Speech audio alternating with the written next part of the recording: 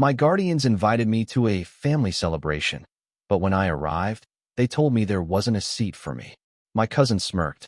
Only immediate family gets a spot. I nodded and walked out. The next day, they showed up at my door, begging.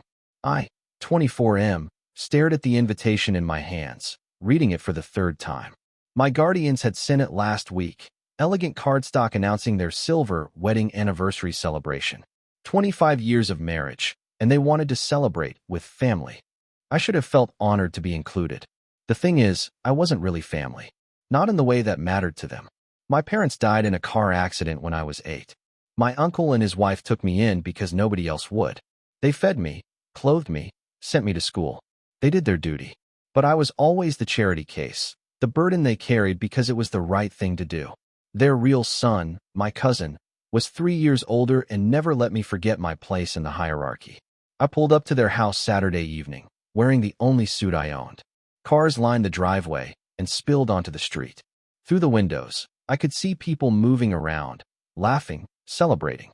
My stomach twisted with an old familiar feeling, the sense that I was looking in from the outside. The front door opened before I could knock. My guardian stood there in his best tuxedo, his face lighting up with what seemed like genuine pleasure at seeing me. He told me how good I looked, how glad they were that I could make it. For a moment, the old hope flickered in my chest. Maybe tonight would be different. The house buzzed with conversation and laughter. Extended family members I barely knew mingled with their close friends. Everyone seemed to belong except me. I made small talk with a few relatives who remembered me as the nephew they took in. Their tone was always the same, impressed by their generosity, pitying my circumstances. My guardian's wife appeared beside me, looking radiant in her silver dress. She thanked me for coming and mentioned how much it meant to them to have everyone here. Then she guided me toward what she said was my assigned seat for dinner. We walked through the dining room where a massive table dominated the space, set for 12 with their finest china and crystal. Candles flickered, casting warm light on the faces of the people already seated. I recognized most of them. Close family, the inner circle. She led me past this table, past the kitchen, and into the breakfast nook. A small folding table sat there with a single place setting. The paper plate and plastic fork looked pathetic next to the fine dining happening 20 feet away. My guardian's wife explained that they'd run out of room at the main table, but they wanted to make sure I was included somehow. She hoped I understood. Her smile was practiced, the same one she'd given me countless times when explaining why I couldn't have something their son could. I stood there looking at that folding table, feeling 8 years old again. The same hollow sensation I'd felt watching from my bedroom window as they taught my cousin to ride a bike, went to his baseball games, celebrated his achievements. Always present, but never quite included. My cousin appeared in the doorway, drink in hand, that familiar smirk playing at his lips. He looked me up and down, taking in the scene, and his expression said everything. He made some comment about how the main table was for immediate family only, real family. His tone was casual, almost friendly, but the message was clear. I was still the outsider, still the obligation they fulfilled out of duty rather than love. I nodded slowly, understanding washing over me like cold water. Nothing had changed. Nothing would ever change. In their eyes, I would always be the grateful ward, the project they'd successfully completed by raising me to adulthood. Now that I was grown and self-sufficient, my role was to show up occasionally and demonstrate their generosity to others. I told my guardian's wife that I understood completely, that I appreciated the gesture, but had suddenly remembered another commitment. Her relief was visible. She wouldn't have to worry about me sitting alone in the breakfast nook like some kind of family embarrassment. I walked back through the dining room where everyone was now seated, sharing stories and toasting the happy couple. My guardian called out, asking if I was leaving already. I explained about my sudden obligation, thanked them for including me, and wished them a wonderful evening. Their friends looked up politely, already forgetting my existence. The drive home was quiet. I didn't feel angry exactly, just tired. Tired of hoping things would be different, tired of making excuses for their behavior, tired of being grateful for scraps of attention and calling it love. My apartment felt peaceful after the chaos of their celebration. I sat on my couch, loosened my tie, and made a decision. I pulled out my phone and opened my banking app, looking at the balance in my savings account. The number made me smile for the first time all evening. See, There was something my guardians didn't know about me, something I'd never shared with any of them. After college, I'd started a small software company with 2 friends. Nothing flashy, just custom database solutions for local businesses.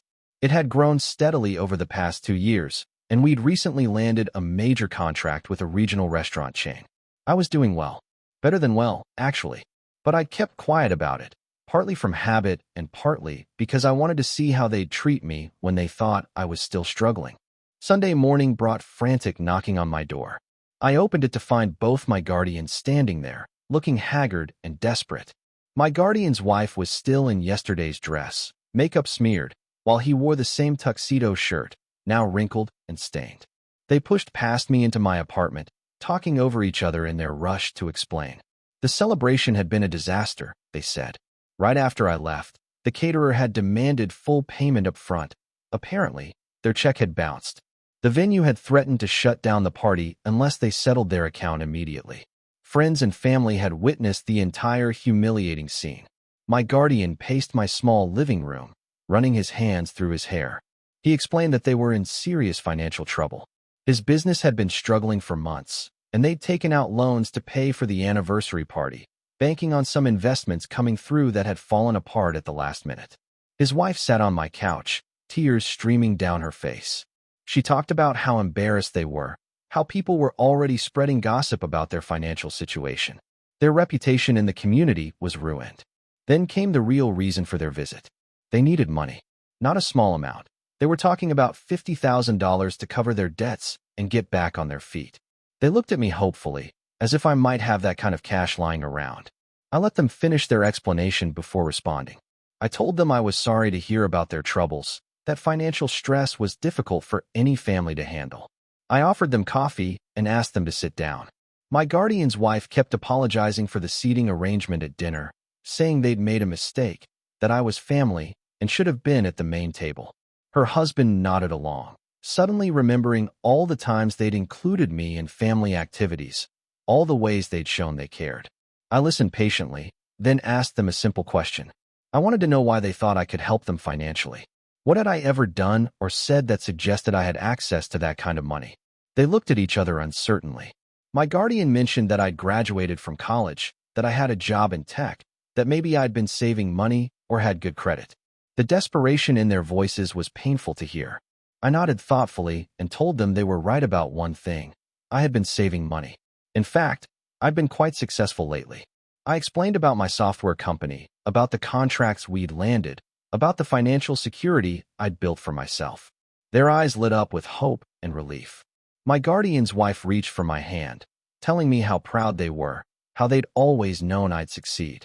Her husband started talking about family obligations, about how they'd invested so much in raising me, about how success should be shared with the people who'd made it possible. I let them build their hopes up for a few more minutes before delivering my response. I told them I appreciated their confidence in me, but I wouldn't be helping them financially. Not $50,000, not $5,000, not $50,000. I explained that I'd learned something important from yesterday's dinner, that in their eyes, I wasn't really family. I was a former obligation, someone they'd housed and fed out of duty rather than love. My guardian started to protest, insisting that I was wrong, that I was family, that yesterday had been a misunderstanding. His wife nodded frantically, promising that things would be different going forward. I held up my hand to stop them. I told them about the years of feeling like an outsider in their home, about watching my cousin receive the love and attention I craved, about the countless ways they'd made it clear that I was a charity case rather than a son. I mentioned the birthday parties where my gifts were clearly afterthoughts, the family vacations I wasn't invited on, the graduation ceremony where they sat in the back row checking their phones while they'd rented a party bus for my cousin's graduation the year before. The room fell silent. My guardian's wife stared at her hands while her husband shifted uncomfortably. They couldn't deny the truth of what I was saying. I continued, explaining that I'd hoped yesterday might be different. I'd thought maybe, as adults, we could build a real relationship. But the folding table in the breakfast nook had made their feelings perfectly clear.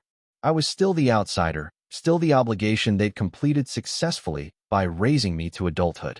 My guardian asked what I wanted from them, what it would take to fix this. His voice was quieter now, some of the desperation replaced by understanding. I told them I didn't want anything from them anymore. I'd spent too many years hoping for their acceptance, their love, their recognition as a real member of their family. I was done hoping. I'd built my own life, my own success, my own sense of self-worth. I didn't need their validation anymore. I suggested they contact my cousin for help. After all, he was immediate family, the one who belonged at the main table. Surely he'd be happy to help his parents in their time of need. The look that passed between them told me everything I needed to know. My cousin, their precious son, wasn't in a position to help. He'd probably been living off their generosity for years, just as entitled and irresponsible as he'd always been. My guardian's wife asked if there was anything that might change my mind. She promised they could be a real family now, that they'd learned from their mistakes. Her husband offered to pay me back with interest, to sign legal documents, to do whatever I required. I walked to my apartment's small window and looked out at the parking lot. The morning sun was bright, promising a beautiful day. I told them I appreciated the offer, but I'd already found my family. My business partners, my girlfriend, my close friends. They were the people who celebrated my successes, supported me during difficulties, and treated me like I mattered. I turned back to face them and explained that real family isn't about blood or legal obligations. It's about people who choose to love and support each other, who make space at their table not because they have to, but because they want to. The silence stretched between us. Finally, my guardian stood up and straightened his wrinkled shirt. He told me he was sorry, that they'd failed me in ways he was just beginning to understand. His wife remained on the couch, tears still flowing, but she managed to whisper an apology as well. I walked them to the door and thanked them for everything they'd done for me as a child. I meant it. They'd kept me safe, fed, and housed when I had nowhere else to go. But gratitude wasn't the same as obligation, and past kindness didn't erase years of emotional distance. As they reached the hallway, my guardian turned back one more time. He asked if I'd ever consider having a relationship with them in the future, not about money, but just as family. His question surprised me with its genuine humility. I told him I'd think about it. Maybe someday we could build something real, something based on mutual respect rather than duty and obligation. But it would have to be different from what we'd had before. It would have to be a choice we all made freely, not an arrangement based on guilt or financial need. After they left, I made myself breakfast and sat on my balcony, watching the city wake up. My phone buzzed with a text from my girlfriend asking how the party had gone. I smiled and typed back that it had been exactly what I'd expected, but that the ending had been better than I'd hoped. Later that day, I called my business partners and told them about my weekend. They weren't surprised. They'd heard enough stories over the years to understand my family situation. We made plans to celebrate our recent contract success with a dinner at the nice restaurant downtown, the kind of celebration where everyone would be welcome at the same table. Update 1.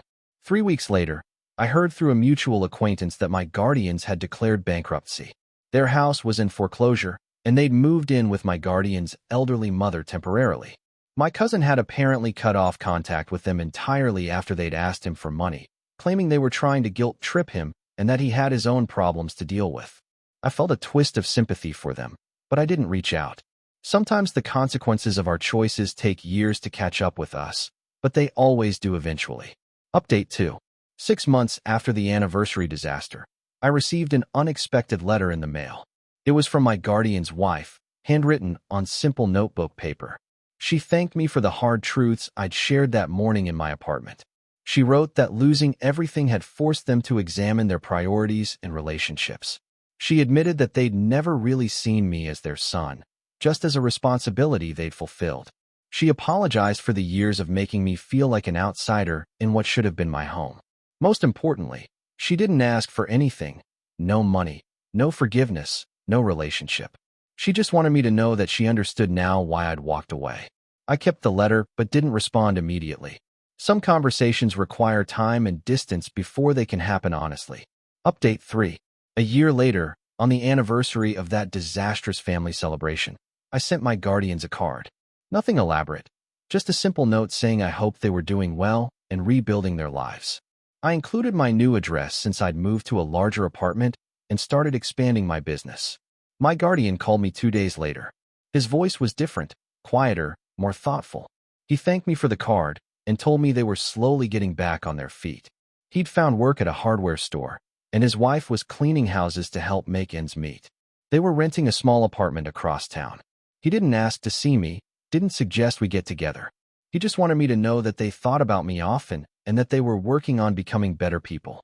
The conversation was brief but honest, perhaps the first truly honest conversation we'd ever had. I told him I was glad they were okay and that I wished them well. As I hung up the phone, I realized something had shifted inside me. The anger and hurt were still there, but they no longer defined my feelings about the situation. I was free from the need for their approval, and that freedom had made space for something that might eventually grow into forgiveness. The folding table in the breakfast nook had been the catalyst for everything that followed. Sometimes the most painful moments teach us the most valuable lessons about who we are and what we deserve. I'd learned that family is something you build, not something you're born into, and that the people who choose to love you are worth more than all the obligation-based relationships in the world.